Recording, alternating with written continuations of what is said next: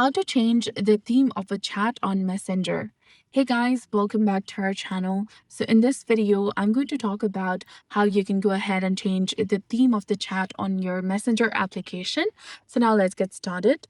First, go ahead and launch your Messenger application, log into your account, then go to the specific conversation or the chat where you want to change the theme. Then tap on the eye icon in the top right corner of your screen.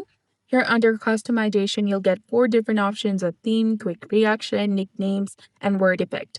Go ahead and tap on theme. This will give you a number of different theme options that you can equip in your chat.